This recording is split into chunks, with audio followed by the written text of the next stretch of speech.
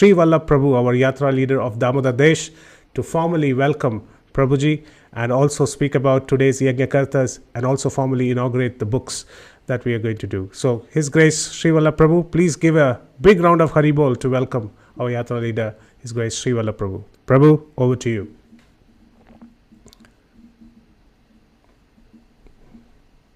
Is Sri Vallabh Prabhu here? Yes, Prabhu, he is here. He will Okay. start.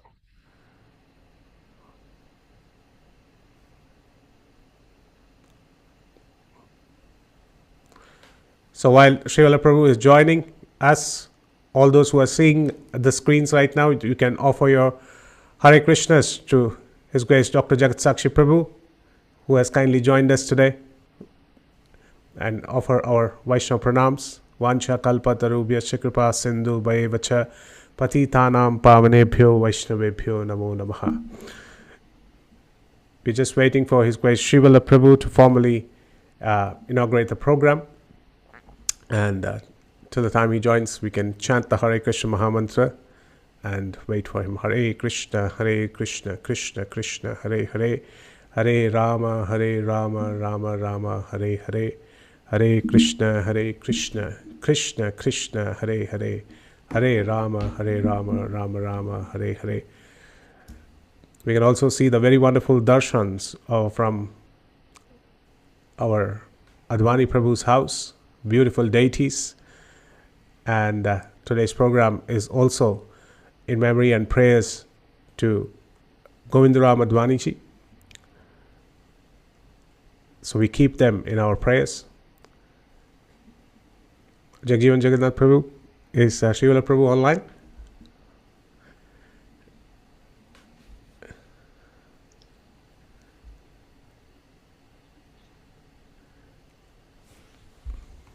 Hare Krishna.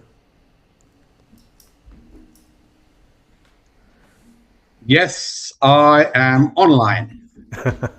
Welcome, Prabhu. Welcome. You just made our chanting more intense. Over to you, Hare Krishna.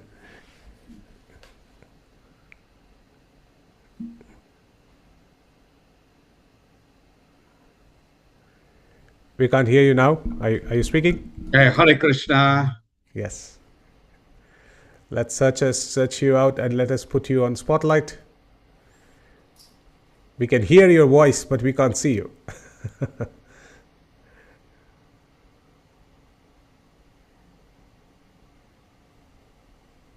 I'm so sorry, Prabhu. When I switch my video on, it goes off. Okay, I think I'm able to see my own self on the video.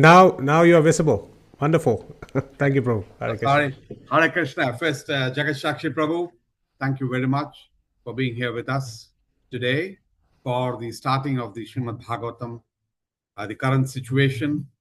We are sorry that you are not here with us. However, the technology has enabled us to still remain together and continue uninterrupted Srimad Bhagavatam. And so I would like to welcome all of you on the forum today. It's very heartening to see there are 330 connections already and maybe many more on YouTube. That means there are maybe a double number who are going to be hearing. In the past, I would like to, also start off by saying thank you very much, Mahesh, for always hosting the Srimad Bhagavatam very enthusiastically. It was a festival. It was a full-fledged marriage. This time you had a real marriage in your house, so it looks like we have gone online, but I'm sure we will have a bigger program in the future. We have the great opportunity to see the altar at Mahesh Gaura Govinda Prabhu's residence. He was all enthusiastic to host it, but given the current situation, we have gone online. Jagat Sakshi Prabhu, while Prabhu would be introducing and giving a full introduction to Jagat Sakshi Prabhu, we have always enjoyed his kathas. His kathas in English, his kathas in Tamil. I haven't heard him in Malayalam though, but I think my family are constant hearers of the wonderful katha that he gives. And so we wanted the opportunity to hear him with us this time. Dhruva Stuti is a very beautiful episode. And I think we'll be able to understand the entire background and also go into the depth of Dhruva Stuti and the stories of what is happening. So I would really like to welcome every one of you at this particular stage. I would also, while I see the beautiful photo of Govind Advani ji, who is on whose behalf the Katha is being held today. But also I remember my parents, and specifically my father, Mahamani Krishna Das Prabhu, who set this Srimad Bhagavatam culture in our congregation, learning shlokas, getting into Srimad Bhagavatam, whole month, whole period. And many of these shlokas that we possibly see more than the Dhruvastuti, there are some earlier shlokas of how Narada is talking about how you dwell into or how you meditate upon the Lord. Those shlokas are very important shlokas. And, I think this is very, very relishable. And it runs over many chapters. And I think this has not just got the tattva, it has got beautiful story too.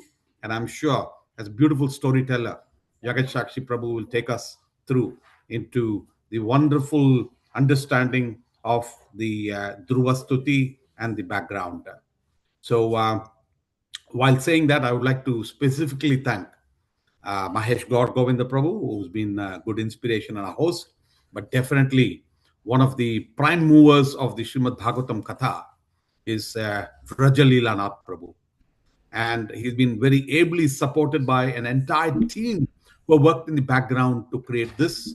There's a team who's taking care of the entire audio visuals here. There's a booklet, there are quiz, there are so many things that are working on, the Hindi translations that happen in parallel. It is, even though it is online, it looks like it is simple, but there's a lot of work behind.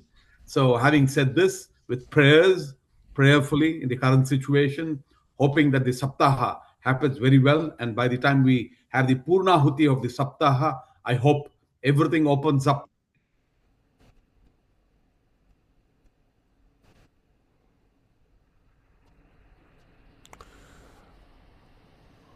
Hare Krishna.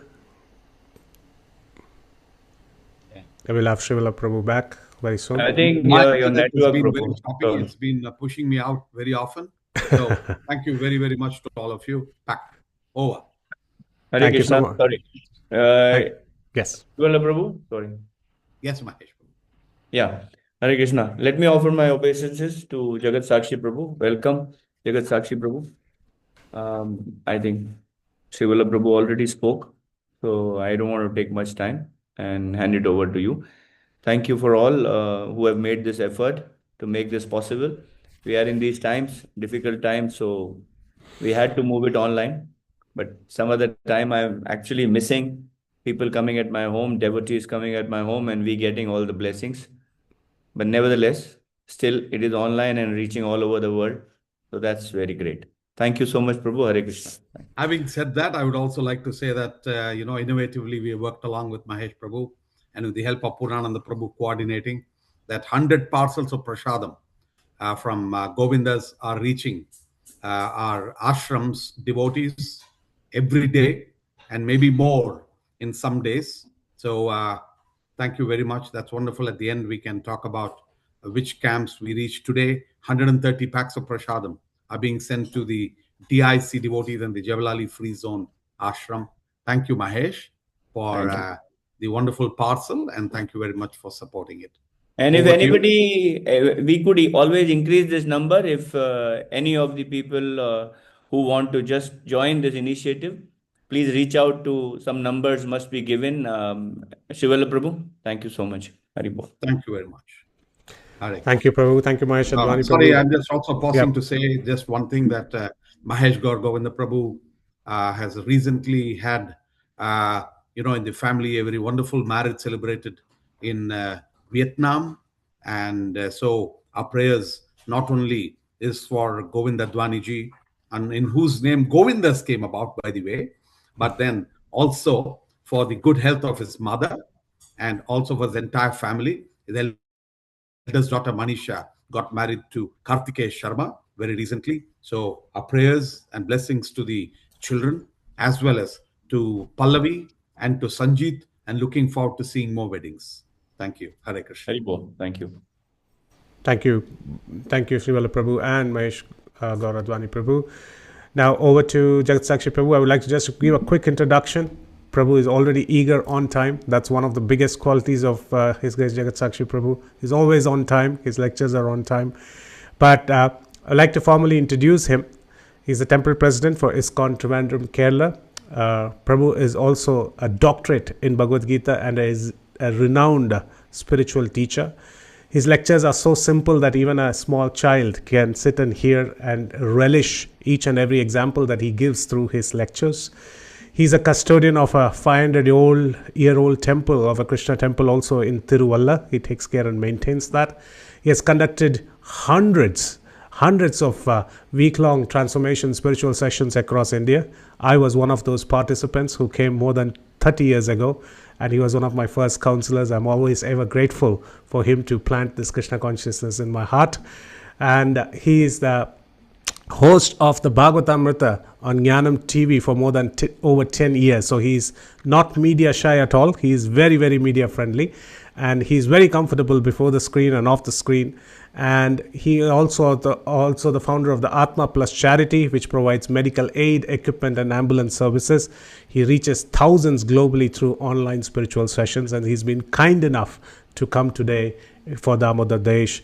Prabhu, Vanakkam, welcome to this wonderful session. Over to you. We are eagerly waiting to hear from you. Hare Krishna. Hare Krishna. Oh, sorry, we need to release the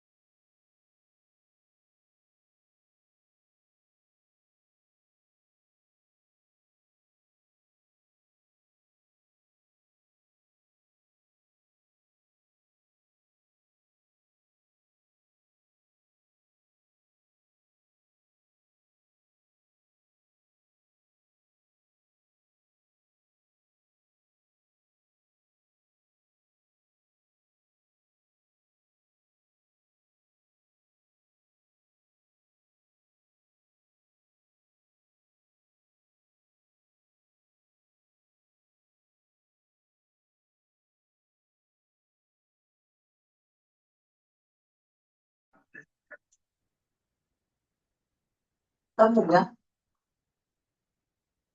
नहीं सुन रहे।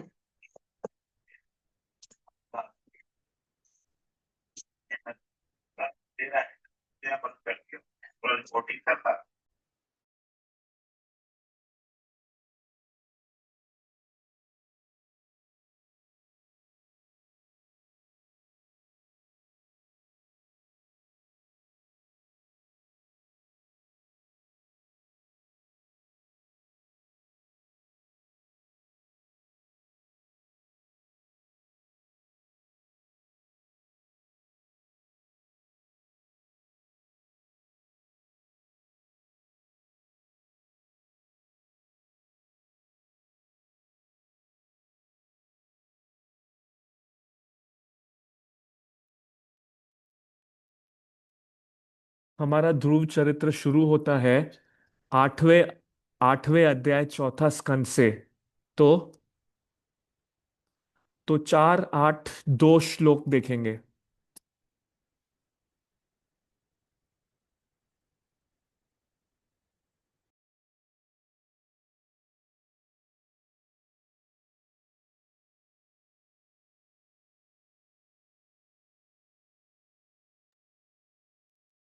श्रीमद् भागवतम में भागवतम 6 प्रश्नों का उत्तर है नैमिषारण्य में जो पूछे गए हैं। मेरे को पता नहीं है आप में से कितने नैमिषारण्य जा चुके हैं। बहुत ही अद्भुत स्थान है। वहां पर चक्र तीर्थ है। वो एक बहुत अद्भुत स्थान है दुनिया में। अगर आप नैमिषारण्य गए हैं आपको पता होगा। ये जो वहां पर एक छोटा तालाब है, गोल गोल स्वरूप है उसका। बहुत पहले हम दामोदर देश से गए थे वहां। तो नैमिषारण्य में चक्र तीर्थ है, वो गोल है, गोल। आमतौर पे तीर्थ गोल नहीं होते हैं, परंतु ये गोल है। ये तीर्थ, ये यहाँ पर जो नदी है, और इसकी अद्भुत बात है, जो पानी है ये गोल गोल घूम रहा है। पानी गोल घूम रहा है। अगर आप इस चक्र तीर्थ में जाएंगे आपको लगेगा आपको पानी धक्का दे रहा है। फिर आप भी गोल गोल घूमते रहेंगे। और बीच में एक दीवार है। चक्र तीर्थ के बीच में कोई नहीं गया है, क्योंकि आप बीच में जाओगे नैमिषारण्य में तो फिर आप वापस नहीं आओगे, सीधे वैकुंठ जाओगे। तो ऐसा स्थान है। तो श्रीमद् भागवतम का पहला श्लोक है, नैमिषारण्य के बारे बात करता है। 2 अद्भुत गुण हैं कृष्ण के बताए गए हैं। एक है उनकी परछाई नहीं है, और वो अपनी आंखें नहीं झपकते हैं। कोई आपको आके बोले दामोदर देश यात्रा भक्त, मैं भगवान का अवतार हूं, कोई यदि ये कहे तो देखिए उसकी परछाई है कि नहीं। कृष्ण की परछाई नहीं होगी कभी। जब जब चित्रकार कृष्ण की तस्वीर बनाते हैं वहां छवि नहीं होती, कृष्ण की छवि नहीं है, हम सबकी छवि है। और भगवान कभी पलक नहीं झपकते। निमिष है। निमिष मतलब पलकें। जितना समय पलक झपकने में लगता है उसको निमिषय कहते हैं। अनिमिष क्षेत्रे वो स्थान उस व्यक्ति का जो पलक नहीं झपकता है। तो नैमिषारण्य अद्भुत स्थान है। तो वहां पर हजारों संत वहां बैठे और प्रश्न पूछे, और 6 मुख्य प्रश्न पूछे। उपनिषद में कहा गया है हम हर समय प्रश्न पूछना है विनम्रता से। परिप्रश्नेन सेवया। और 6 पहलू होने चाहिए। क्यों, कब, क्या, कहाँ, कौन और कैसे। उपनिषद कहते हैं ये 6 पहलू होने चाहिए हर प्रश्न में। क्यों, कहाँ, क्या, कब, कैसे। और प्रश्न सबके लिए लाभदायक होने चाहिए। हमको हमको खाली बिली प्रश्न नहीं पूछने चाहिए। एक बार एक सप्ताह में एक बच्चे ने पूछा, दुर्योधन के 50वें भाई का नाम क्या है। तो ये तकलीफ है इसका उत्तर देना। तो ऐसा प्रश्न लाभदायक नहीं है किसी के लिए। परिप्रश्नेन सेवया। बहुत विनम्र भाव से पूछो। और छठा प्रश्न है, जो संत हैं उन्होंने सूत ऋषि से पूछा, धर्म ने क्या किया या धर्म कहाँ आश्रय लिया कृष्ण के जाने के बाद। धर्म का क्या हो गया कृष्ण के जाने के बाद, धर्म कहाँ गया। तो सूर्यदेव के 3 बच्चे थे। सबसे बड़ा था यम, दूसरा था शनि, तीसरा था यमुना। 3 बच्चे सूर्यदेव के। बहुत बच्चे थे उनको, बहुत पत्नियों के साथ, लेकिन मुख्य 3 बच्चे थे सूर्यदेव के। सबसे बड़ा यमा, फिर शनि,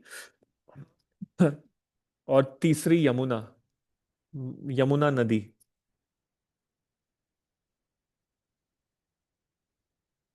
दो भाई पापियों को सजा देंगे और बहन पापियों का उद्धार करेगी। दोनों उल्टा कार्य। भाई पापियों को सजा देंगे और बहन उनका उद्धार करेगी। यमुना उनको पाप से मुक्त करेगी, परंतु यमा और शनि दंड देंगे। यमा धर्म के प्रभु हैं, शनि कर्म के प्रभु हैं। ये बहुत खतरनाक हैं दोनों।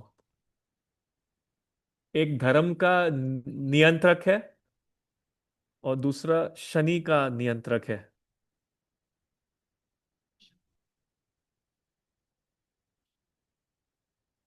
तो ये श्लोक से अब जो हम देखेंगे, इस जानकारी का बहुत संबंध है। श्लोका दोबारा दिखाइए। 482, चौथा स्कंद, 8वां अध्याय, दूसरा श्लोका।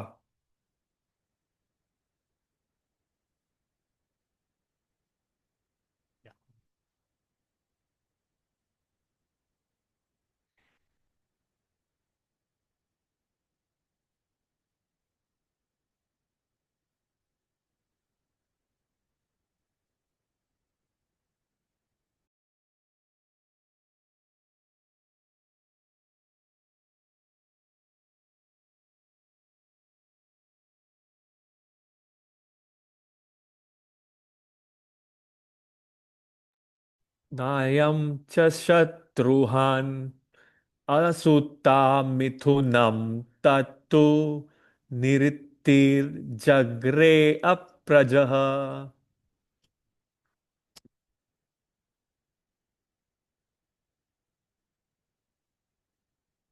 मृषा अधर्मस्य भार्यासीद्। अधर्म की पत्नी है मृषा। दोनों पति पत्नी है, परंतु बहुत बुरी खबर है, उनके भाई बहन भी हैं। वो अधर्म है। भाई और बहन शादी भाई और बहन शादी नहीं कर सकते हैं, ये शास्त्र के विरुद्ध है।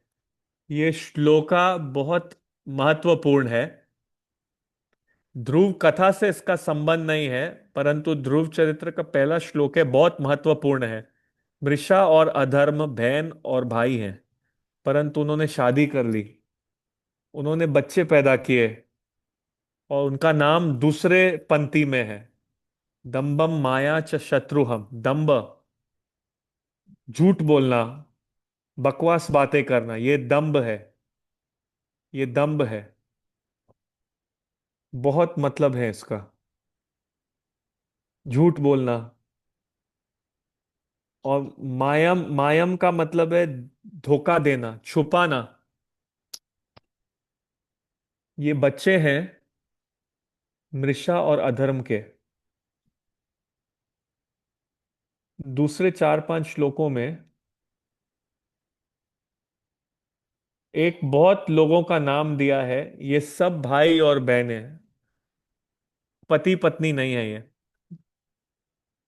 मृषा और अधर्म भाई बहन हैं, इन्होंने शादी की, उन्होंने बच्चे पैदा किए। दंभ और मायम, धोखा देना और झूठ बोलना। फिर झूठ बोलना और धोखा देना ने शादी की, उन्होंने बच्चे पैदा किए। क्रोध और मारधाड़, और क्रोध और मारधाड़ ने शादी की, उन्होंने। तो आगे 4-5 श्लोक में आप देखेंगे, ये बहुत खतरनाक है कलिकाल में। जो प्रभुपाद जी ने कहा था, इसकी भविष्यवाणी की थी, ये होता है बहुत जगहों पे दुनिया में, ये होता है। व वर्ण शंकर, ना चाहे जाने वाली प्रजा, म्लेच्छा, यावन, जानवर ऐसे जीते हैं। तो एक तरफ ब्रह्मा सही संतान जन्म दे रहे थे, नारद जैसे, इंद्र, सुरा, इतने सुरा पैदा कर रहे थे, सात्विक व्यक्ति। दूसरी तरफ ब्रह्मा ने अधार्मिक बच्चे भी जन्म किए, और अधर्म का भी बच्चे थे, दंभ और दंभ और मृषा, और उनके बच्चे थे। सब जो अवगुण हैं, सब बुरी आदतें हैं।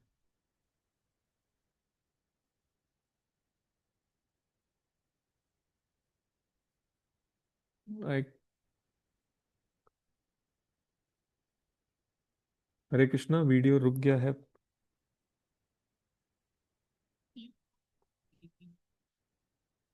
अगर आपको वास्तुशास्त्र के बारे में कुछ पता है, दिशाओं के बारे में कुछ पता है, जो जो हिंदी बात करते हैं वो जानते हैं, उत्तर ऊर्ध्व है, उत्तर, दक्षिण, पश्चिम और पूर्व, और पूरब, पूरब दिशा। परंतु पूर्वी उत्तर को कहते हैं ईशाना। हाँ, किचन दक्षिण पूर्वी में होता है। दक्षिण पश्चिम में होता है देवा।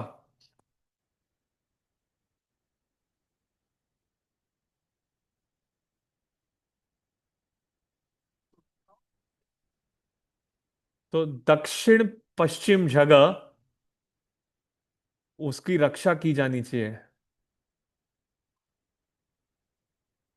तो वहां पे स्थान ऊंचा होना चाहिए, वहां दीवार होनी चाहिए जो पश्चिम दक्षिण जगह घर का, इसको बहुत रक्षा करके रखना है, क्योंकि वहां पर सब गलत काम होते हैं। तो ब्रह्मा एक तरफ,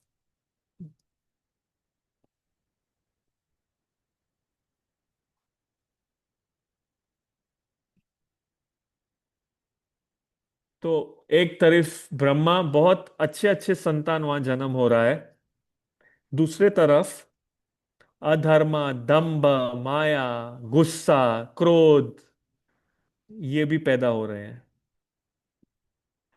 और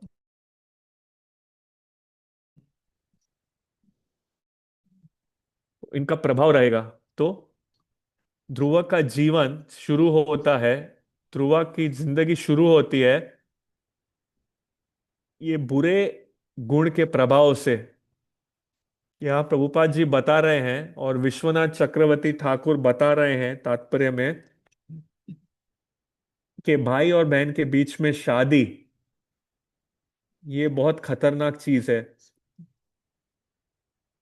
इससे पूरा धर्म समाप्त हो जाएगा। प्रभुपाद इसके बारे में बहुत लंबाई से बात करते हैं।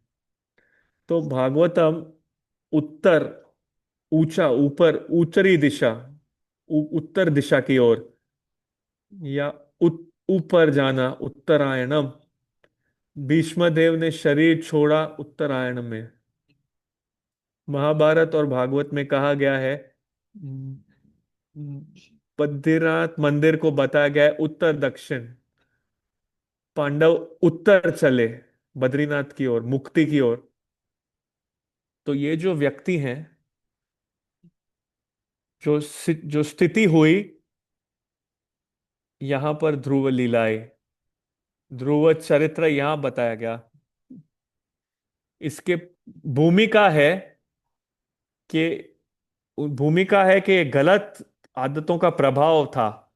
हालांकि ये ब्रह्मा के पोते थे, तो भी यहां से ध्रुव चरित्र शुरू होता है। स्वयंभुव मनु परंपरा में दो महान व्यक्ति ने जन्म लिया, जो हैं भगवान की तरह ही हैं। भागवतम कहता है श्लोक में, छठे श्लोक में, नारायण के बराबर हैं ये दो पुत्र, उत्तनपात और प्रियव्रत। दोनों भाई हैं, दोनों बहुत योग्य हैं, पूरी दुनिया को शासन कर सकते हैं। वो दोनों बहुत योग्य भाई हैं, उत्तनपात और प्रियव्रत। परंतु उत्तनपात को प्रभाव था, अपनी पत्नी द्वारा प्रभावित थे, सुरुचि। एक बहुत अच्छी शिक्षा है। मैत्रेय सेज मुनि कहते हैं, मैत्रेय मुनि सबका भविष्य सबकी पूर्व स्थिति बता रहे हैं, ये इसका बेटा है, ये इसका पोता है। और फिर सीधे ध्रुव का चरित्र शुरू करते हैं। तो प्रभुपाद जी लिखते हैं और श्री विश्वनाथ चक्रवर्ती ठाकुर लिखते हैं कि वो ध्रुव का गुणगान करना चाहते थे, वो ध्रुव की कथा बोलना चाहते थे। तो वो ध्रुव चरित्र में सीधा आते हैं। हम भी ऐसे हैं, हम नहीं देखते हैं कौन हुआ, किसका बेटा हुआ, हम वो नहीं सुनते हैं। हम सीधा भगवान के बारे में जानना चाहते हैं, भक्तों के बारे में जानना चाहते हैं। तो मैत्रेय सीधा ध्रुव चरित्र में आए, ध्रुव के बारे में। ध्रुव की दो माता थी। भागवतम बताता है ध्रुव ने दोनों को बराबर से देखा। ध्रुव ने दोनों में कोई अंतर नहीं किया। उनके लिए उनकी मां सुनीति और सुरुचि दोनों एक बराबर हैं। और उनका नाम ही सब कुछ बताता है, सुनीति, जो नीति द्वारा जीती है, धर्म द्वारा, धर्म के हिसाब से नीति, वो धर्म के साथ जीते हैं। सुरुचि, रुचि मतलब स्वाद, वो स्वाद से जीती है। मतलब सुनीति सिद्धांत से जीती है, सुरुचि अपने हिसाब से जीती है, उसकी इच्छा के हिसाब से। एक व्यक्ति एक व्यक्ति सिद्धांत से जी रहा है और एक अपने हिसाब से, मन मर्जी से। तो अभी मेरा प्रश्न है कि हम सुनीति हैं या सुरुचि हैं अपने जीवन में? हम सिद्धांत पर जीते हैं या अपनी मन मर्जी के हिसाब से जीते हैं? एक दो में से आप जवाब दे सकते हैं, और ईमानदारी से जवाब दो। आप सुनीति हैं जीवन में या सुरुचि हैं? नीति से जीते हैं या मन मर्जी से? तो कोई लिख रहे हैं मन मर्जी, कोई लिख रहे हैं दोनों से जीते हैं, स्थिति के हिसाब से। तो बहुत बाहर हम सुरुचि हैं और हम दक्ष हैं, बहुत दक्ष हैं इसमें। हम सिद्धांत को मोड़ लेंगे हमारे इच्छा के हिसाब से। हम भक्ति में बहुत उत्तम हैं, हमें पता है कैसे नियम को मोड़ना। प्रभुपाद जी के समय ये बहुत बात था। भक्त भक्त कुछ भी चाहते थे हो जाए तो बोलेंगे प्रभुपाद ने कहा, तो दूसरे भक्त चुप रहेंगे। वो सिर्फ कहेंगे प्रभुपाद ने कहा। एक बार प्रभुपाद ने कहा कि प्रभुपाद ने कहा मुझे भी नहीं पता मैं क्या बोल रहा हूं, आप लोग ऐसे बोलते हो प्रभुपाद ने कहा, प्रभुपाद ने कहा। तो लोगों को जो कुछ करना होता था भक्तों को, वो बोलते थे प्रभुपाद ने कहा है। तो तो ऐसे भक्त किया करते थे। कैसे हम चाहते थे हमारी इच्छा पूरी हो, तो हम उसके लिए नियम, कभी हम गलत श्लोका बोलेंगे और काम करेंगे। हम ये सब करते हैं गलती। बहुत अच्छे भक्त हैं, मैं ऐसे नहीं बोल रहा हूं, पर आम तौर पे हम ऐसे हैं। तो सुनीति नियम सिद्धांत से जीती है, और सुधा सुरुचि मन मर्जी से। और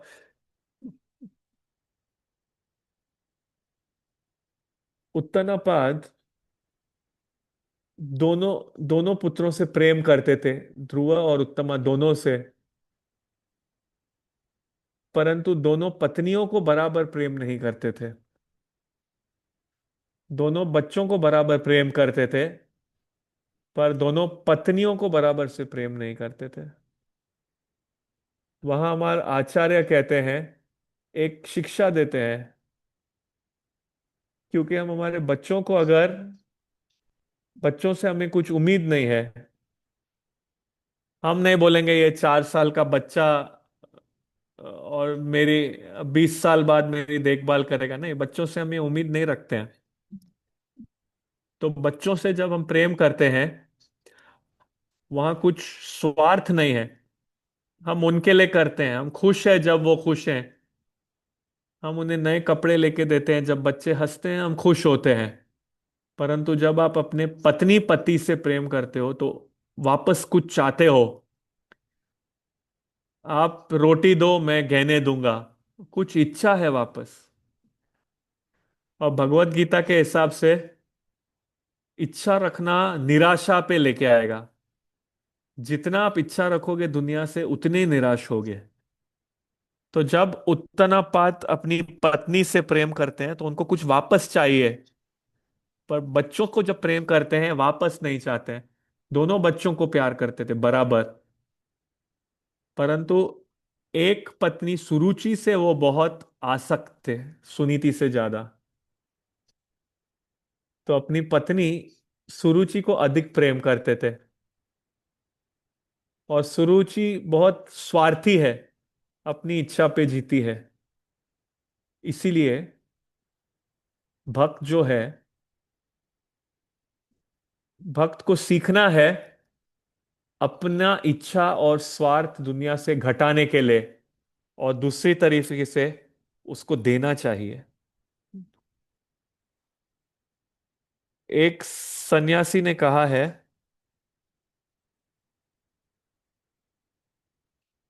प्रचार का क्या मतलब है? इसका मतलब है ज्यादा देना, जितना आप लेते हैं उससे ज्यादा। हमारे पास, हम सबको कृपा मिलती है, हम सबको कृपा मिल रही है अलग अलग तरीके से। तो एक प्रचारक का भावना क्या है? उसको कृपा बांटनी है, जितनी मिली है उससे ज्यादा बांटनी है। फिर निराशा नहीं होगी दुनिया में। तो पहले श्लोका में हमने देखा है, जो दम्भ और ये सब हैं, उन्होंने प्रभावित किया है। तो अब मैं इस श्लोका से थोड़ा हटूंगा कुछ और समझाने के लिए। यमा सबसे बड़ा पुत्र है, शनि छोटा भाई, और यमुना बहन है। तो मूल रूप से यमा, जो धर्मराज हैं, बहुत विशेष वैष्णव हैं। धर्मराज 12 महाजन में से एक हैं, बहुत अद्भुत व्यक्ति हैं। वो ऐसा कुछ नहीं कहेंगे जिससे दूसरे को ठेस हो। बहुत प्रियम बात करते हैं, बहुत अच्छे भक्त हैं। 12 महाजन में है यमराज, धर्मराज। परंतु एक दिन नारायण जी ने एक मीटिंग की, लक्ष्मी को धन दिया, सरस्वती को ज्ञान की जिम्मेदारी दी। भगवान सबको सशक्त कर रहे थे, सब देवों को। और एक बाकी था, कर्मा। कर्म अभी उनको किसी को सौंपना था। तो नारायण ने पूछा, कौन है धर्म, धर्म का नियंत्रक कौन बनेगा? क्योंकि ये आसान नहीं है। हाँ, किसी को तेल में जला दो। भागवतम अलग अलग नरक के बारे में बताता है। किसी को पकाना है, किसी को सीना है, अंधता मिश्रम, गुम्बी पाकम, अलग अलग नरक हैं। तो कोई भी देव तैयार नहीं थे ये सेवा लेने के लिए। दुर्भाग्य से धर्मराज धर्मराज वहां पर थोड़ा देर से आए बैठक के लिए। शायद वो इस्कॉन के भक्त थे, देर से आए। तो भगवान ने पूछा, धर्मराज जी, आपके लिए कोई सेवा है? क्या आप तैयार हैं करने के लिए? जो भी आप कहे भगवान, मैं करूंगा, धर्मराज ने कहा। धर्मराज ने बहुत विनम्रता से कहा, जो भी आप कहोगे मैं करूंगा। फिर उनको पता पड़ा, कर्म धर्म, किसी को पकाना है, किसी को जलाना है। हाँ, मांस खाने वालों को पकाना है। किसी ने धन लूटा है, किसी ने बहुत गलत तरीके से पैसा कमाया है। हाँ, उसको सीना है, सीने की मशीन सूची मुकम, उसमें सीना है। धर्मराज डर गए, मेरे भगवान, मैं ये सेवा नहीं कर सकता हूं। मेरे को तो खड़ा भी नहीं हुआ जाता जब कोई दर्द में है, कोई कोई किसी मुसीबत में है। मुझे लगता है ये मेरी मुसीबत है, मेरा दर्द है, मैं ये सब नहीं देख सकता। ऐसी सेवा मैं कैसे कर सकता हूं? मैं ये सेवा नहीं कर सकता हूं। भगवान मुस्कुराए और कहे, धर्म जी, आप चिंता मत करो। आप केवल जो नियम की किताब है उसको पालन करो। जो भी किताब में है आप पालन करो। मैं भी बीच में नहीं आऊंगा। हाँ, जो जो फैसला आप करेंगे, न्याय, वो आखिरी होगा, कोई प्रश्न नहीं पूछेगा। परंतु जो लोगों ने अपने माथे में तिलक लगाए उनको छोड़ दो। और जिसको कंठी माला है अपने गले में, और जिसको जपमाला जपमाला पकड़ के जो सो भी रहा है उसको छोड़ दो। और सबको पकड़ो, उनको लेके जाओ। तो धर्मराज ने कहा, ठीक है।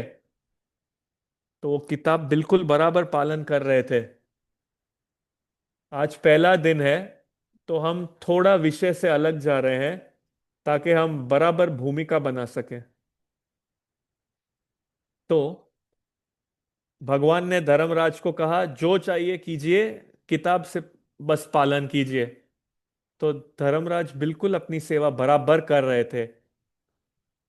और इतना अद्भुत विनम्र वैष्णव धर्मराज, तो जब वो सभा में आया, तब यमराज का रूप उन्होंने लिया। धर्म धर्म और यमा दोनों एक ही व्यक्ति के रूप है। जब वो वैष्णव है, धर्मराज है, जब पाताल जाते हैं, जब वो वहां भूमिका लेते हैं, जब वो न्यायपति रहते हैं, तब वो न्याय यमराज बनते हैं। और जो उनके सेवक हैं, उनके दो तीन सेवक हैं। हाँ, बाएं तरफ काला, दाएं तरफ मृत्यु, पीछे शनि, सब तीनों होंगे। बहुत सारे सहयोगी हैं उनके। परंतु वो अपनी सेवा बराबर कर रहे थे। एक दिन एक रानी नदी में नहाने गई। जब वो राजकुमारी, उसने अपने आभूषण निकाले और वहां पर सीढ़ी, तालाब की सीढ़ी पर छोड़ दिए। जब वो नहा रही थी, कोई चोर वहां आए, गहने लेके भाग गए। तो सैनिक चोर के पीछे लग गए, परंतु चोर भाग के, उनको लगा वो पकड़े जाएंगे, तो उन्होंने वो गहने एक संत के आश्रम में फेंक दिए। और वो संत तपस कर रहा था, और सैनिक आए, उसको पकड़ा और लगा इसने इसने चोरी की है, और उसको राजा के पास ले गए।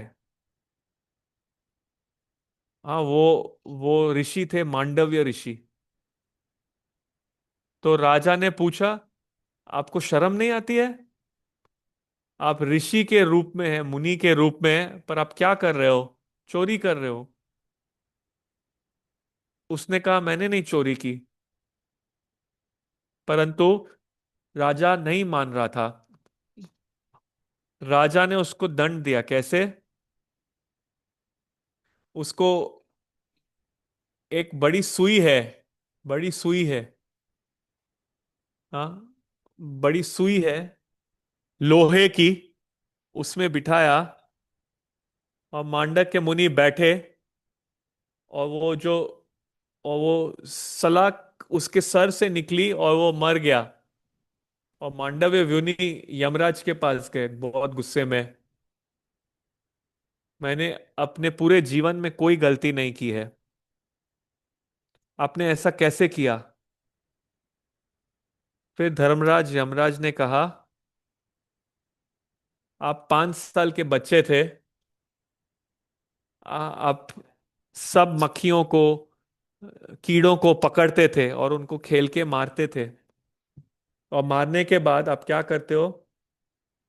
आप उनको आप उनको सी लेते हो सुई धागे से और माला बनाते हैं। क्योंकि आपने इतने कीड़ों को ऐसा किया, आपको ये सजा मिली, आपको भी ऐसे दंड मिला। मांडक्य मुनि ने कहा, मैं ये नहीं मानता हूं, ये इस तर्क को मैं नहीं मानता हूं। मैं केवल 5 साल का बच्चा था, मुझे क्या मालूम क्या सही है क्या गलत है। हम सब ने ये 5 साल की आयु में किया होगा। हाँ, कीड़ों को पकड़ना और मार देना। थोड़े समय थोड़े समय हम खेलेंगे, फिर मार देंगे। हाँ, मुझे पता है हमने किया है। यहाँ पर 80% भक्तों ने ऐसा किया होगा, कीड़ों के साथ, चींटी के साथ। अभी तो दामोदर देश में नहीं देखा है, भारत में हर घर में वो ऐसे एक छोटा रैकेट होता है हाथ में, और कीड़ों को मारते रहते हैं। कितने घर में शाम में ये होता है। तो धर्मराज ने कहा, आपने इतने सारे तितलियों को मारा, तो आपको ये दंड मिला।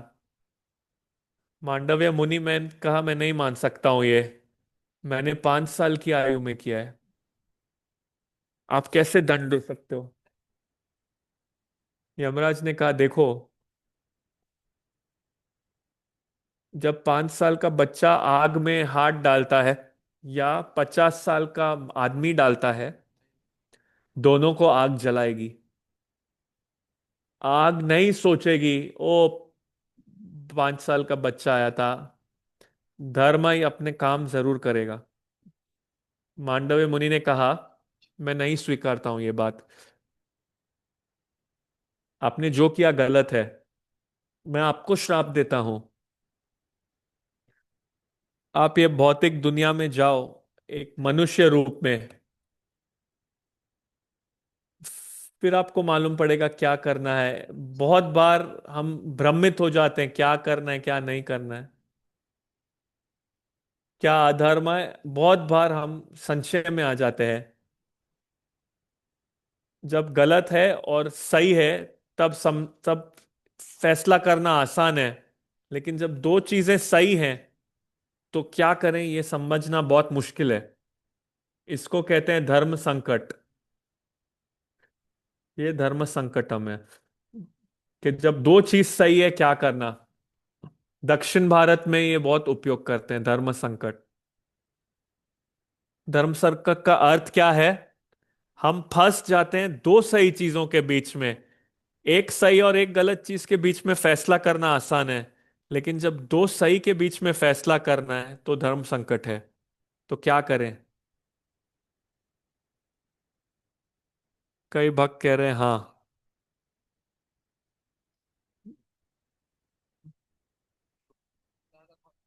प्रसादम के लिए जाएं या एक माला करें। कभी प्रभु फंस जाते हैं माँ और पत्नी के बीच में, दोनों सही है, किसका पालन करें? कृष्णा रात में यशोदा मैया कहती है सो जाओ, आप प्रसाद लो सो जाओ।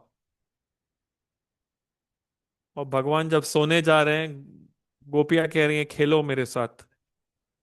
तो रात में क्या करें? तो बहुत कठिन है। क्या करें? ये धर्म संकट है। तो अंत में मांडव के मुनि ने धर्मराज को श्राप दिया और वो विदुरा के रूप में वो आए। तो विदुरा को यह प्रश्न था, मेरे भगवान, धर्म क्या है? तो ये बहुत बड़ी कथा है महाभारत में कि धर्म क्या है। धर्मन तु साक्षात भगवत प्रणीतम। भगवान का पालन करो और वो धर्म है। बाकी जो भी आप करते हो, आप दानी हो, दूसरों को अच्छा हो, जो भी आप हो, अगर आपने नारायण को नहीं पालन किया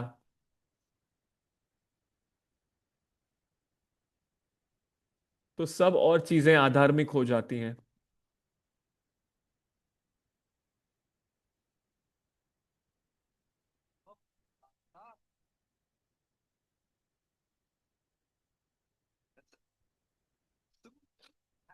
तो हमको धर्म का पालन करना है। धर्म तो साक्षात भगवत प्रणीतम।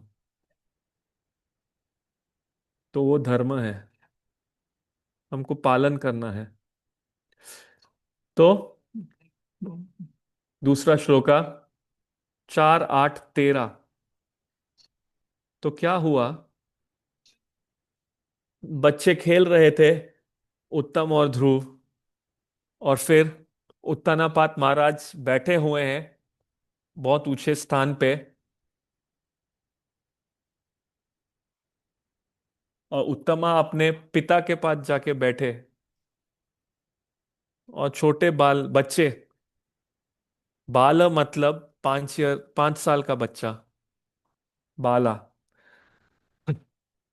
कौमार पौगंडा यौवना।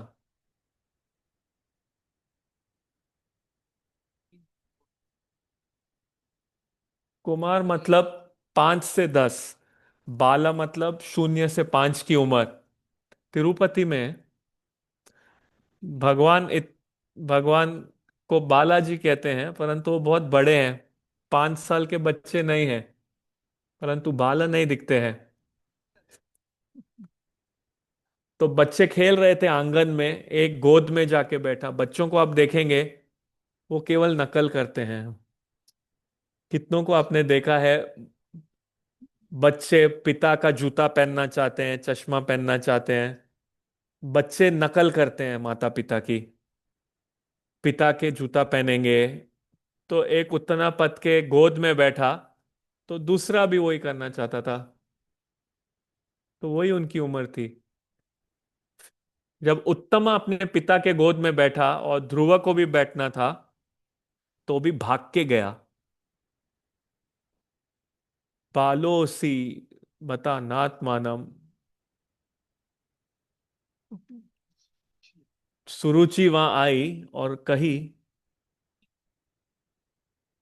अन्य स्त्री गर्भ संबितम। ओ मेरे ओ बालक, आप आपकी जो आप इच्छा कर रहे हो आपकी योग्यता से परे है।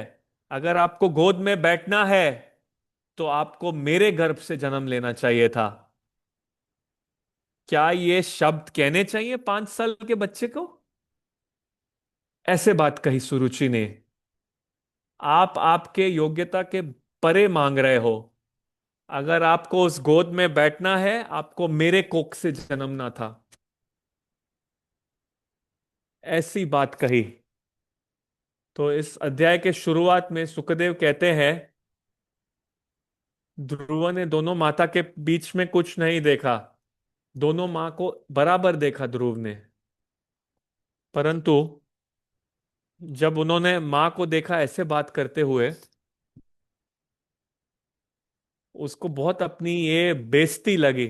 इतनी बड़ी सभा में, एक महल में, इतने लोगों के आगे, इतने इतने नौकरों के आगे। देखिए, कभी कभी हम एक कमरे में गिर जाते हैं जहां कोई हमें नहीं देखता। कभी कभी हम फिसल जाते हैं 10 लोगों के सामने। कौन कौन सा फिसलना आपको ज्यादा लगेगा? हाँ, हम कमरे में गिरे, बिस्तर पे लग गया, कोई नहीं सोचता है। क्योंकि क्योंकि आपको अपने शरीर में दर्द हुआ।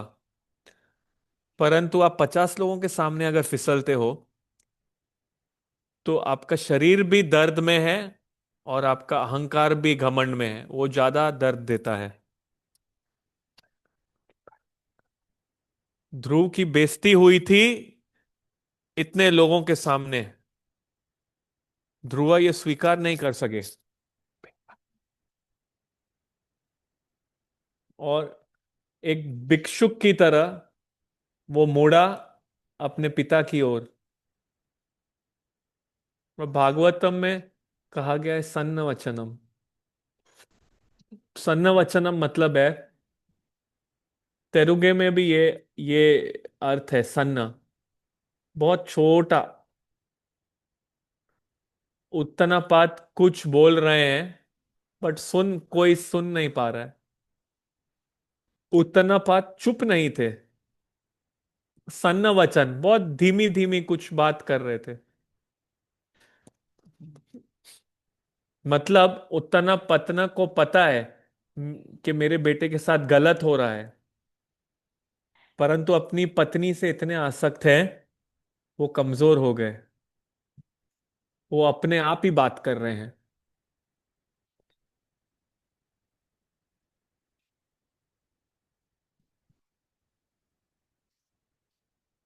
अन्न वचन, बहुत अंदर बात कर रहे हैं, मुंह के अंदर बात कर रहे हैं।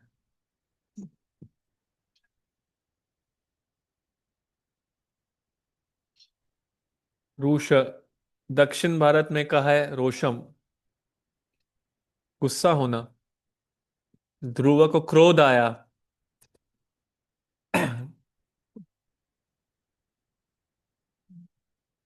आप एक सांप को मारोगे, सांप और क्रोधित होगा।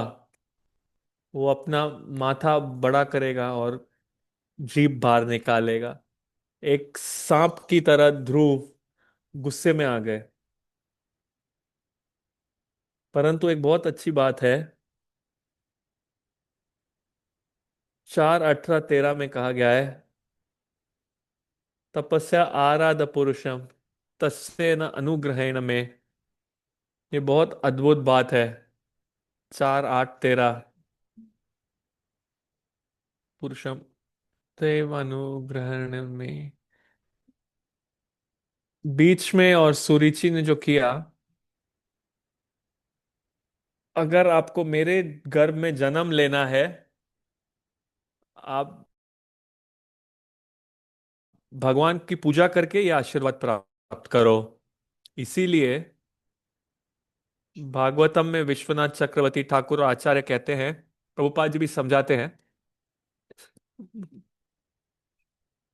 सुनीति और सुरुचि वर्तम प्रदक्षर गुरु बने ध्रुव के। उस बेइज्जती करने वाले श्लोक में अजामिल ने नारायण कहा, भगवान को ध्यान करते हुए नहीं, सिर्फ वहां से बचने के लिए अपने पुत्र को बुला रहे थे अजामिल। इसी तरीके से सुरुचि, उन्होंने एक मार्गदर्शन दिया ध्रुव को, स्नेह के कारण नहीं, केवल एक दिखावे के लिए। तपस्या आराध्य पुरुषम तस्यैव अनुग्रहेण में। आप तपस्या करो, आप तपस्या करो और भगवान का आशीर्वाद लो कि आप मेरे गर्भ में जन्म लो।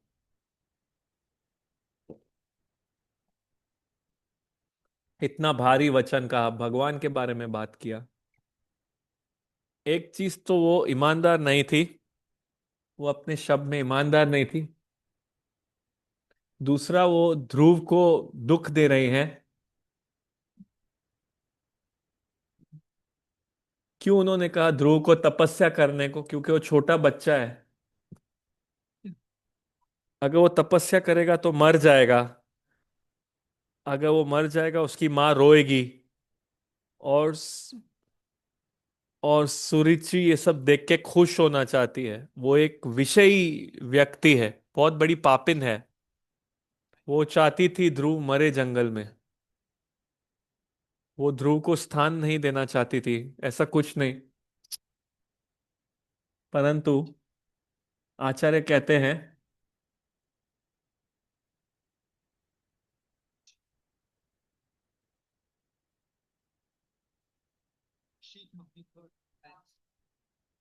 सुरुचि ने अपराध किया कि नहीं? कोई जवाब दे सकते हैं?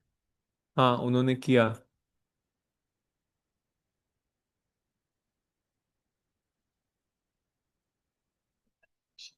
उन्होंने अपराध किया। उन्होंने अपराध किया। परंतु हमारे आचार्य समझाते हैं, वो उस अपराध से बच गई है क्योंकि वो ध्रुव को भगवान के पास ले गई।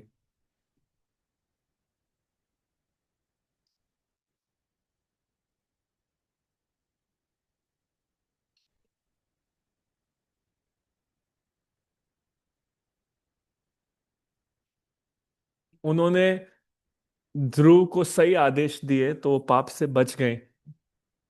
पूतना ने कितना बड़ा पाप किया। उन्होंने हजारों हजारों बच्चों को मारा कृष्ण के पास पहुंचने के पहले। व्रज में इतने बच्चों को मारा। एक महीने में के लिए, एक महीने के लिए कंसा ने कहा, जो भी 1 साल से कम बच्चे हैं, उनको मार दो। एक एक से कम सबको मारो।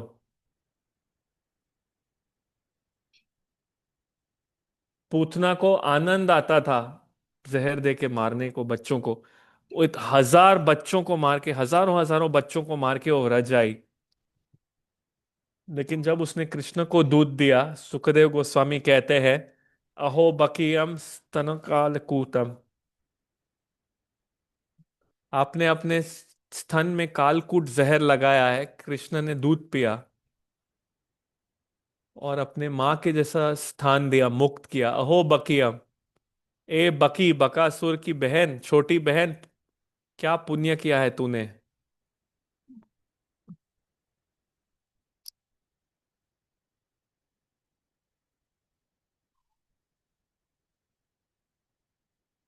क्योंकि सुरुचि बहुत पाप की थी, लेकिन क्योंकि ध्रुव को भगवान के दिशा भेजी, वो पाप से मुक्त हुई। यह श्लोका है, अहो बकीयम स्तनकालकूटम। तो उनको, वो मुक्त हो गई ये पाप से। तो यहां पे सन्नवाचम ये शब्द कहा गया है, दूसरे चुप रहे।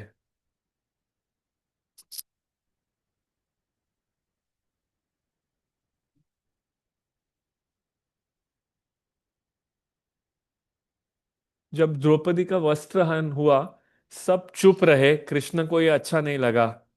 कृष्ण ने कृष्ण ने उस समय एक फैसला लिया,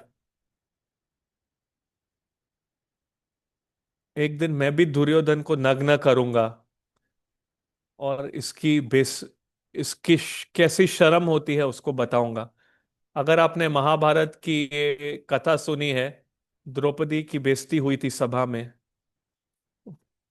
और कृष्ण ने एक ऐसी रचना रची, दुर्योधन का भी वस्त्रहरण हुआ। वो हार रहे थे युद्ध में, पांडव जीत रहे थे। तो फिर अंत में दुर्योधन को पता नहीं था क्या करना है। 99 भाई उसके मारे गए, 2 और दिन।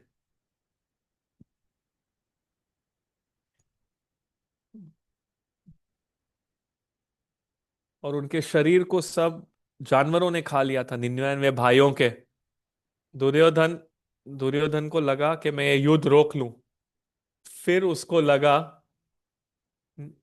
निन 99 भाइयों के बाद मैं युद्ध रोकूं, मरने के बाद तो दुनिया क्या कहेगी। तो दुर्योधन ने सोचा मैं रोकूंगा नहीं, मैं जीतूंगा। तो गांधारी ने कहा, मेरे पुत्र, आप मुझसे आके मिलो अकेले, परंतु आपको मेरे सामने नग्न आना है। मेरे को तपस्या है, मैंने अपनी आंखें बंद रखी हैं, मैंने कभी आंखें खोली नहीं हैं।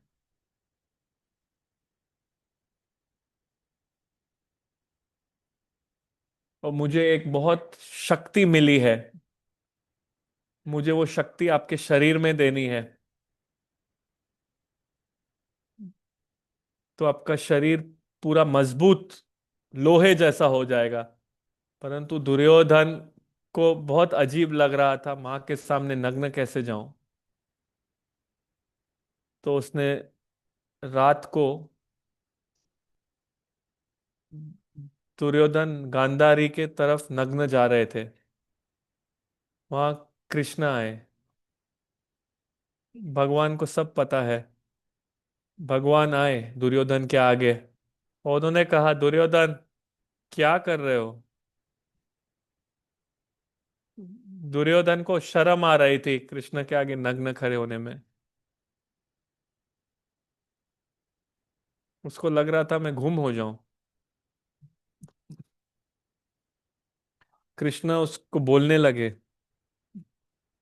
दुर्योधन क्या आप बच्चे हो,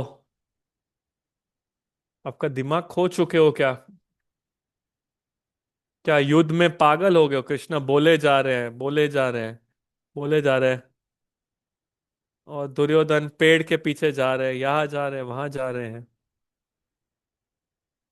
कृष्ण ने कहा, माँ के आगे जा रहे हो, जाओ, ये सही नहीं है, अच्छा नहीं है। नीचे का भाग तो ढक दो। तो दुर्योधन, तो आपको पूरा पता है वो कथा, वो कृष्ण का बदला था दुर्योधन पे, क्योंकि उसने द्रौपदी की बेइज्जती की थी।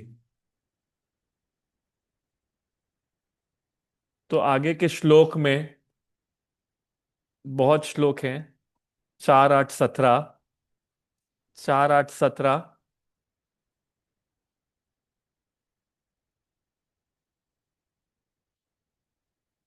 ध्रुव भागे,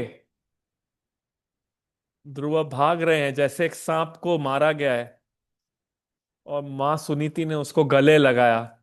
मां सुनीति को पता था क्या हुआ। सब दासियों ने कहा कि ऐसा हुआ है बाहर। तो तो सुनीति ने गले लगाया, और इतना गुस्सा आ रहा था सुरुचि की तरफ, परंतु श्लोक कहता है उसने अपने आप को रोका और ध्रुव को सब कुछ नहीं कहा। कभी कभी हमको भी गुस्सा आता है, हमारा घमंड चूर होता है, तो हमको दूसरों को नहीं कहते जाना है। सुनीति भी गुस्से में थी सुरुचि की तरह, ध्रुव की तरह, परंतु परंतु बहुत शांत हो गई। और बहुत ही सुंदर श्लोक कहा उसने अपने बेटे को। अब तीसरा चौथा पंक्ति देखिए।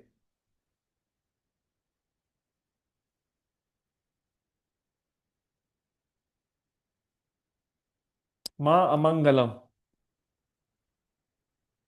तथा परेषु मम आस्था। आस्था का अर्थ है आशा। माँ अमंगलम, अमंगल, मंगल मंगल होता है, अमंगल अमंगल। ध्रुव, आप गलत मत सोचिए दूसरों के बारे में। भुंक्ते जनो यत पर दुख दस। जो आप दूसरों के बारे में बुरा सोचोगे आपके साथ होगा। ध्रुव बहुत गुस्से में है, क्षत्रिय बालक है, रो रहे हैं, फिर भी माँ उसको सही आदेश दे रही है। कृपया करो ध्रुव, आप गलत सोचने पे मजबूर हो गए, परंतु गलत मत सोचो दूसरों के बारे में। माँ मंगलम तत्परेषु भुंक्ते जनो यत् पर दुख दस। अगर आप किसी और के बारे में बुरा सोचते हो वो आपके साथ होगा। ऐसा हुआ। एक सुंदर कथा है। सुरुचि सुरुचि चाहती थी ध्रुव जंगल जाए और मरे, और वो चाहती थी सुनीति रोए। पर अंत में हम देखेंगे क्या हुआ। उत्तमा जंगल गया और मर गया, और सुरुचि रोई। जो भी उसने सोचा था ध्रुव के बारे में, वही उसके जीवन में हुआ। ये बहुत बड़ी शिक्षा है। हमें नहीं, दूसरों के बुरा की इच्छा नहीं करनी चाहिए कभी भी। बहुत बार हम सोचते हैं, किसी के बारे में बुरा सोचते हैं, ये ऐसा क्यों है, उसको ऐसा क्यों नहीं हो रहा है। हम ऐसा सोच सकते हैं। जब ऐसे हमारे मन में विचार आए, हम हाथ ऊपर करो और हरे कृष्णा बोलो, उस ख्यालों से निकल जाओ। वो हमारे जीवन में वैसी स्थिति लेके आएंगे। पुराण में कहा है, चार बातें आप सोचेंगे, बीमारी, सांप, चार है विष्णु, चौथा है विष्णु। अगर आप बार बार सोचते रहो बीमारी के बारे में, अरे मेरा ये भी हो, मेरा पेट में ये है, मेरे में ये हो सकता है, अगर आप बार सोचते ही रहोगे बीमारी के बारे में, बीमारी आएगी। आप सांप के बारे में सोचते रहो, सांप आएगा। और चौथा है विष्णु। विष्णु के बारे में ध्यान करो, वो भी आएंगे आपके सामने। जो कुछ उसने सोचा ध्रुव के बारे में, वो उसी के बच्चे के साथ हुआ, सुरुचि के जीवन में। मां मंगलम तात परेशु मामस्ता भुंक्ते जनो यत पर दुख दस्तत। और वो फिर अपने बेटे को सलाहना दे रही है। अपने बेटे को दूसरे श्लोक में कह रही है, 4:8-19 में।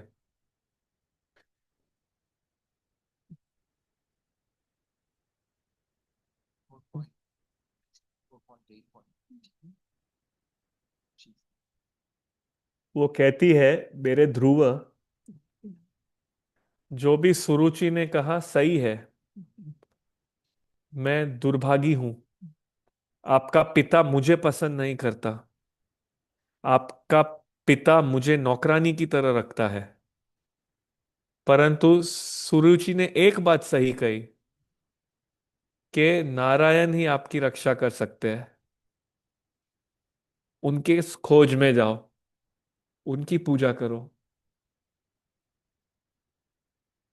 आराधयो अधोक्षज।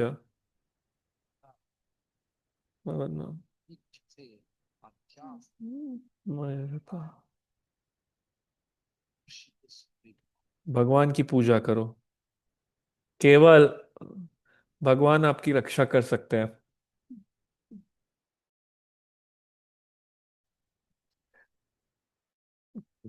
ब्रह्मा ने भी ये कहा, मनु ने भी ये किया। ब्रह्मा ने ये किया, मनु ने ये किया। इस श्लोक में आचार्य कहते हैं, हर पिता माता की कर्तव्य है कि अपने बच्चों के हृदय में भक्ति का बीज डालें। हम शायद सफल हों ना हो, परंतु हमारी मुख्य कर्तव्य है बच्चों को कृष्ण भक्ति के बारे में सिखाना। अगर एक पाता पिता ये नहीं करते हैं तो जननी न सत्यात, तो फिर माता पिता मत बनो, गुरु मत बनो। हम सब बहुत मेहनत करते हैं कि हमारे बच्चे अच्छे से जीवन में जी रहे हैं, उनकी शादी हो, अच्छे से पढ़े, नौकरी मिले, अच्छे हों। परंतु हमारा जिम्मेदारी है, मुख्य जिम्मेदारी है ऐसी स्थिति करना कि बच्चों को कृष्ण भक्ति मिले। तो इस स्थिति में सुनीति कहती है, जाओ, जो भी आपकी सौतेली माँ ने बोला सही है, भगवान की खोज में जाइए, वही आपको बचा सकते हैं और कोई नहीं। इसीलिए जब भक्त कहते हैं भौतिक इच्छाओं के लिए भी भगवान के पास जाओ, भगवान रक्षा करते हैं, तो वो कहती है 20वें श्लोक में, यस्राग्र्य पद्म परिचया, आप उस पद कमल का शरण लीजिए जो आपका उद्धार करेगा। आपका स्वयंभू मनु दादा और परदादा ब्रह्मा सबने शरण लिया और उनको प्राप्त हुआ जो उन्हें चाहिए था। यहां ध्रुव सोचने लगते हैं, मेरे दादा ने भगवान का आश्रय लिया, उन्हें मिला, मेरे परदादा ने कृष्ण का आश्रय लिया, उसको भी मिला, तो मुझे अब मेरे दादा और परदादा से ज्यादा होना है। यहां ध्रुव सोचने लगते हैं, मुझे ब्रह्मा से बड़ा बनना है, स्वयंभू मनु से बड़ा बनना है। वो भगवान का शरण लिए और मिला, तो मुझे उनसे भी बड़ा बनना है। और सुनीति कहती है, अनन्य भक्ति, आप अपना मन कृष्णा को दे दो, कृष्ण आपकी रक्षा करेंगे। तो आगे 2-3 श्लोक में सुनीति शुद्ध भक्ति के बारे में कहती है। आचार्य कहते हैं, सुनीति बनी वर्तम पदक्षर गुरु ध्रुव के लिए, और जंगल में ध्रुव को नारद मुनि मिले, नारद मुनि दीक्षा गुरु बने ध्रुव के। कितना सुंदर है। सुनीति और सुरुचि वर्तमान प्रदर्शक गुरु, नारद दीक्षा गुरु बने ध्रुव के। तो सुनीति और सुरुचि वर्तमान प्रदर्शक गुरु आपकी शिक्षा लेवे या नहीं लेवे, दीक्षा गुरु शिक्षा लेते हैं। जंगल में क्या हुआ, नारद ने कहा, ओ छोटे बालक, आप जंगल में आए हो, यहाँ जंगली जानवर है, यहाँ मौसम है, कभी धूप होगी, कभी बारिश होगी, आपका कोमल शरीर है, आप जंगल में कैसे रहोगे? ये जंगल बहुत भय होगा। तो नारद ऐसा लग सकता है हताश कर रहे थे ध्रुव को, परंतु हताश नहीं कर रहे थे, वो उनकी परीक्षा ले रहे थे। और ध्रुव खड़े रहे, उन्होंने कहा, मुझे जानना है, भगवान का मार्ग जानना है। तो दीक्षा गुरु कभी कभी शिक्षा लेते हैं, वर्तमान प्रदर्श गुरु शिक्षा लेवे ना लेवे, वो आपको सही मार्गदर्शन देंगे। परंतु भागवतम कहता है, वर्तमान प्रदर्शक गुरु भी परमात्मा का ही प्रतिनिधि है। जो पहला व्यक्ति आया आपके जीवन में, जिसने आपको कहा, प्रसाद लो, भगवान का नाम लो, ये पुस्तक लो, ये कार्यक्रम के लिए आओ, वो परमात्मा ने उसको भेजा था। ये बहुत जरूरी है समझना। सुनुति सुरुचि वर्तमान प्रदर्शक गुरु बने ध्रुव के लिए, नारद दीक्षा गुरु बने ध्रुव के लिए। तो ध्रुवा नारद को धन्यवाद कहते हैं, आपने मुझे हरि की तरफ मार्ग दिखाया। तो गुरु के जो शब्द हैं शिष्य के लिए, ये बहुत जरूरी है, बहुत जरूरी है। कैसे एक शिष्य गुरु का बातों को समझे। एक बहुत अच्छा मजाकिया कथा है। प्रभुपाद जी फॉरेन देश गए, वहां पर एक इस्कॉन मंदिर था, वहां कुछ गड़बड़ थी, और वो नया यात्रा प्रेसिडेंट ढूंढ रहे हैं।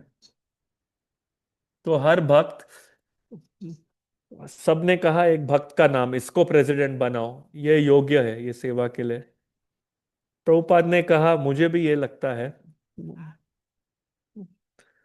तो आके उसको कहो मुझे सुबह मिलने के लिए, मैं उससे बात करना चाहता हूँ।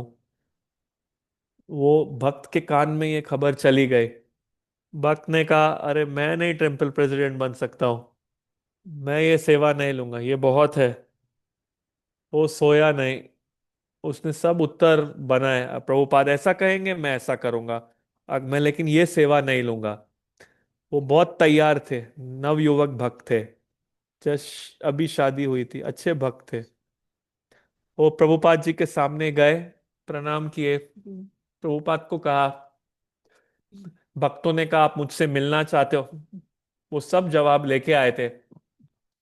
वो पूछ रहे हैं प्रभुपाद कहेंगे कि आप टेम्पल प्रेसिडेंट बनो, और मैं सब जवाब देके ना कर दूंगा। वो तैयार है। तो प्रणाम किए, उठे। प्रभुपाद ने कहा अब संन्यास लो। वो भक्त आश्चर्य में हो गया, वो तो प्रश्न में सोचा ही नहीं था। वो ये प्रश्न के लिए तैयार नहीं थे। पूरी रात उन्होंने सोचा था मंदिर प्रेसिडेंट बोलेंगे तो मैं जवाब दूंगा। प्रभुपाद जी ने तो दूसरा ही कथा कह दी कि सन्यास लो। वो बहुत आश्चर्य में पड़ गया। उसने कहा प्रभुपाद मेरी अभी शादी हुई, मेरा बच्चा हुआ है, मेरी पत्नी इतनी अच्छी भक्त है, हम इतनी सेवा करते हैं। प्रभुपाद ने कहा सन्यास करके आप ज्यादा सेवा कर सकते हो। और वो और आश्चर्य में आ गए, प्रभुपाद ऐसा नहीं है, ऐसा नहीं है। वो आंसू आ गए थे। प्रभुपाद मैं सन्यास नहीं ले सकता हूँ, आप जो भी बोलो मैं करूंगा, सन्यास नहीं लूंगा। प्रभुपाद ने कहा टेम्पल प्रेसिडेंट बन जाओ। प्रभुपाद सब कुछ जानते हैं। तो गुरु के शब्द बहुत महत्वपूर्ण है। कैसे हर व्यक्ति ध्रुव के जीवन में है, तो पूरा लक्ष्य है समसिद्धिर हरितोषणम, हरि को प्रसन्न करना हमारे जीवन का लक्ष्य है। तो धीरे धीरे ध्रुव को भगवान की ओर ले गए। सुनीति वर्तमान प्रदर्शक गुरु, नारद दीक्षा गुरु। तो कल से बाकी के अध्याय देखेंगे। धन्यवाद। अगर कोई प्रश्न है आप पूछ सकते हैं।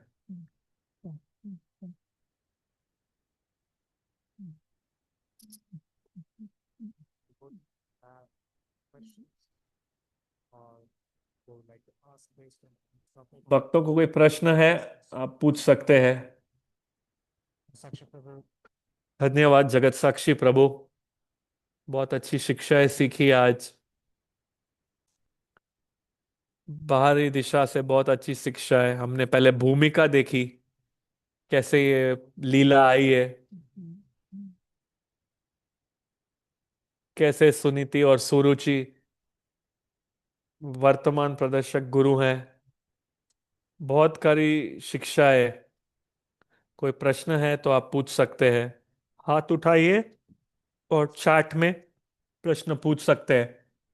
प्रश्न छोटे रखिए तो हम इसको पूछ सके। अकिंचन दामोदर प्रभु पूछ सकते हैं।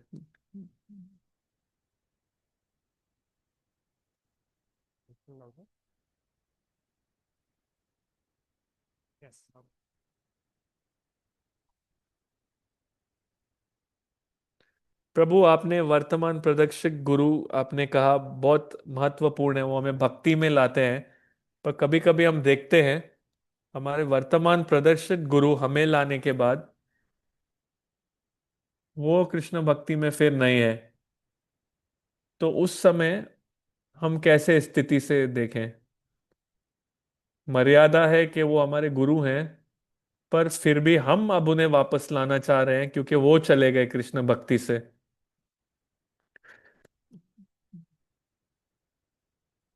तो वर्तमान प्रदर्शक गुरु को हम आदेश नहीं दे सकते, वो हमारे गुरु हैं, वो हमें कृष्ण भक्ति में लाए, पर वो ही चली गए।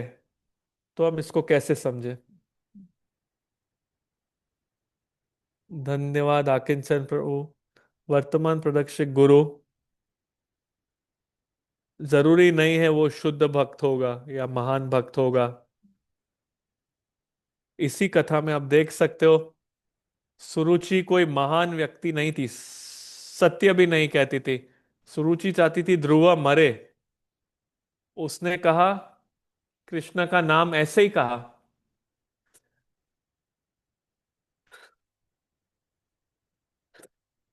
अजामिल के जप की तरह वो नहीं चाहती थी कि ध्रुव वास्तविक में भक्ति बने।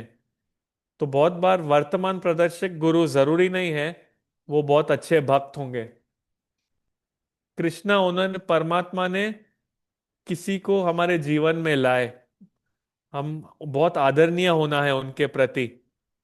कभी कभी ऐसा होता है वो भक्त चले जाते हैं कृष्ण भक्ति से, फिर हमारी जिम्मेदारी है उनको वापस कृष्ण भक्ति में लाना। ये हमारी जिम्मेदारी है। जैसे वन ध्रुव आए जंगल से, वो राजा बने और उन्होंने अपनी माँ सुनीति सुरुचि दोनों को एक बराबर से बर्ताव किया। और जब उत्तमा की मृत्यु हुई, मारे गए, जब उन्होंने देखा सुरुचि को रोते हुए, ध्रुव को बहुत बुरा लगा।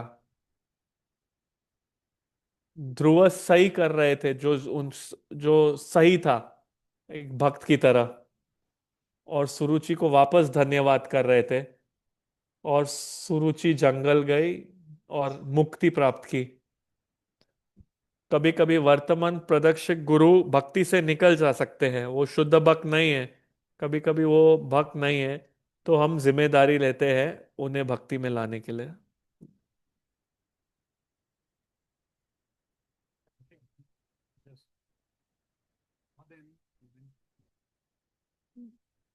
भगवत गीता भी कहती है वर्तमान प्रदर्शक का गुरु वो हमें भक्ति में लाए हैं, उनको कमीशन मिलता है।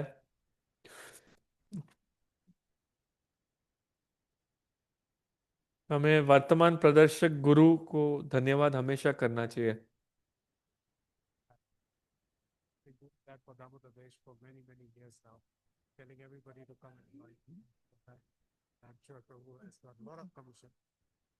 प्रभु भी दामोदर देश में सबको उत्साहित करते हैं भक्ति करने के लिए।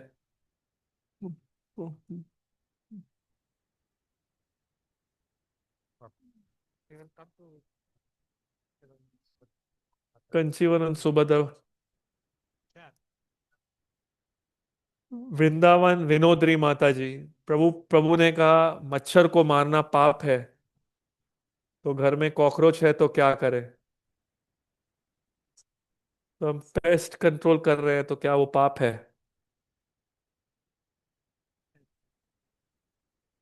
आप फैसला कीजिए। प्रभुपाद हमेशा अपने पिता को कहते थे, उनके पिता कपड़ों का दुकान चलाते थे और रात को चूहे आएंगे और कपड़े खा के जाएंगे। तो प्रभुपाद के पिता चावल रखेंगे एक जगह पे, तो चूहे आके चावल खा के जाएंगे और कपड़े नहीं खराब करेंगे। एक दूसरी बार है, जब प्रभुपाद थे वहां कॉकरोच था, तो प्रभुपाद खिड़की खोली और कॉकरोच को बाहर कहा और कहा जाओ जाके भोग करो। बिना कारण मच्छरों को मारना ये सही नहीं है, ये पाप है। अगर बच सकते हैं मच्छरों को मारने से तो बचिए। अगर कोई और तरीका नहीं है तो फिर मारना है, लेकिन फिर पाप लगेगा।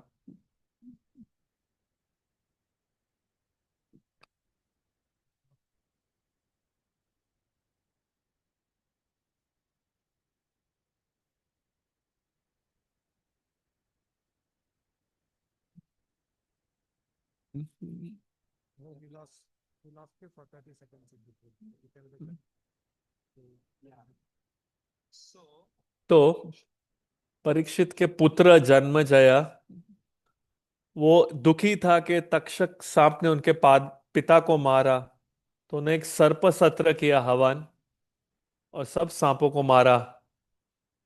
क्योंकि उन्होंने बिना कारण के उन सांपों को मारा तो उसको बीमारी हो गई।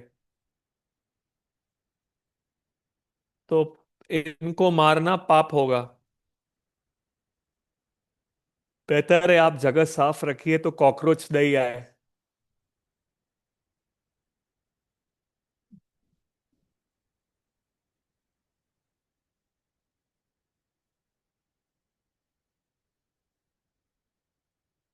धन्यवाद क्लास के लिए। मेरा प्रश्न है, हमने देखा अधर्मा ब्रह्मा के पुत्र हैं और उनके बहन से शादी किए। उसी स्कंद में हम देखते हैं पृथु महाराज, मदर अर्ची, वो शक्तिवेत अवतार हैं। भगवान अपनी शक्ति के साथ आए। तो हम देखते हैं स्वयंभुव मनु और सत्य रूपा, वो भी ब्रह्मा से आए। लेकिन हम उनको भाई बहन नहीं देखते हैं, तो क्या फर्क है?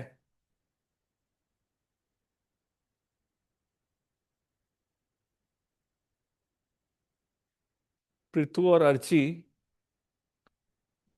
वो आए, बेना के शरीर से ही आए, भगवान की शक्ति की तरह ही। परंतु यहाँ दो व्यक्ति हैं, भाई बहन और शादी किए। इसलिए प्रभुपाद कहे अधर्म इसके बारे में। दूसरी, पहले ही भगवान की शक्ति आए हैं। पृथु महाराज हवन में जैसे आते हैं, हवन में लक्ष्मी नारायण आते हैं वैसे। तो पृथु और आर्ची भगवान की शक्ति की तरफ पहले ही आए, तो वो भाई बहन नहीं है।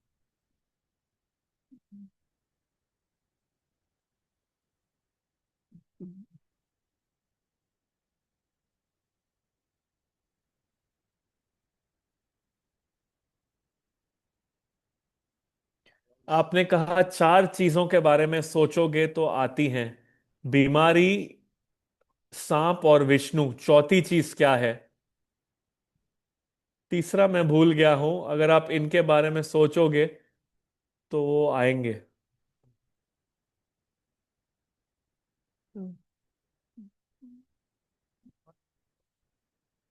एक और प्रश्न है अनुपमा राधा रानी माता जी से। मांडव्य मुनि के बारे में आपने कहा, उन्होंने कहा कि ऋषि ऋषि नजदीक था मरने के लिए, परंतु वो छोड़ा गया था।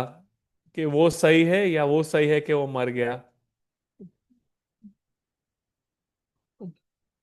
मांडव मुनि मरे, और मांडव्य मुनि यमराज के पास गए और उनसे बात किए, और फिर श्राप श्राप दिए यमराज को विदुरा बनने के लिए। तो मांडव्य मुनि मारे गए थे।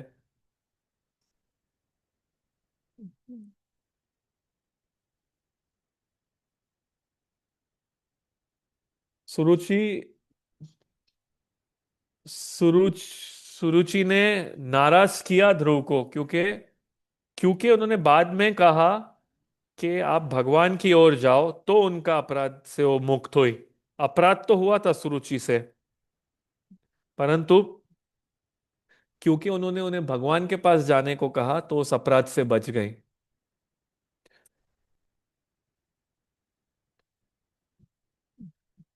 दंभ और माया के बच्चे कौन है?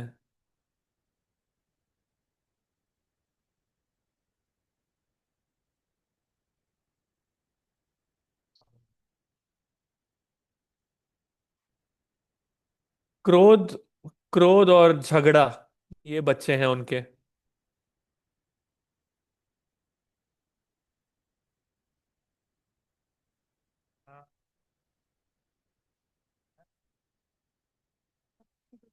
Sorry, I actually missed the things that you were mentioning, the snakes and diseases and Vishnu. What was the last thing? Now, Mataji has come, Mataji Akbari. What the shloka and तो चार चीजें जो हम सोचते हैं हमारे आगे प्रकट होंगी। चौथा है शत्रु। धन्यवाद हलाजनी माता जी। एक और प्रश्न है, अतुल प्रेम गौर प्रभु पूछ रहे हैं कि आपने कहा दुर्योधन के भाइयों का शरीर को जंगली जानवर ने खाया, परंतु हर रोज कुरुक्षेत्र में अंतिम संस्कार को दे रहे थे, तो हम इसको कैसे समझे? तो बाहर से हम देखते हैं वहां पर एक नदी है खून की, जंगली जानवर शरीरों को खा रहे थे, परंतु सबका अंतिम संस्कार हो रहा था। परंतु बाद में कुरुक्षेत्र में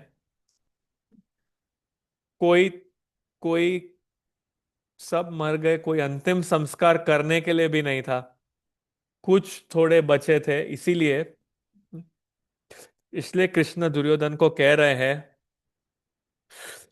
आपका इतना दुर्भाग्य था, आपके सब भाई मर गए और कोई ब्राह्मण नहीं है आपके तरफ, और दुर्योधन लेटे हुए थे, अपने उनकी जांग टूटी हुई, उनके हाथ पैर टूटे हुए, दर्द में कोई नहीं था। और अंत में युद्ध के बाद युधिष्ठिर ने सबके लिए अंतिम संस्कार किया वहां। तो ये हुआ था कुरुक्षेत्र में।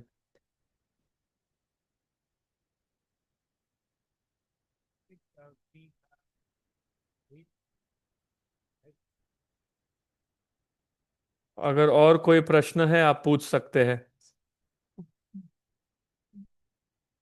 और 7 दिन प्रभु हैं, तो हम धन्यवाद करेंगे प्रभु का आज की कथा के लिए। तो आगे क्या हुआ, प्रभु जब बोलते हैं अमृत है, तो हम रुके हैं आगे के दिन के लिए।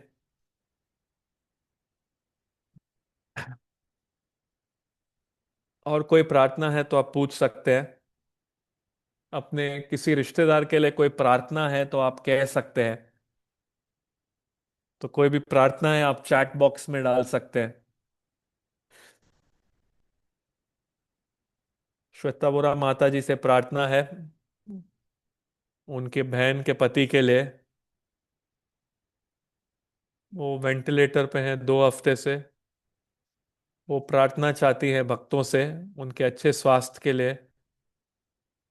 तो आप और प्रार्थना कर सकते हैं। हिज होलीनेस जयपताका महाराज के स्वास्थ्य के लिए हम प्रार्थना करते हैं। राम शब्द सिंह प्रभु के पिता के लिए प्रार्थना हम प्रार्थना करेंगे। सब भक्त दामोदर देश के भक्तों के लिए Mahamantra along with Jagat Sakshi Prabhu. Hare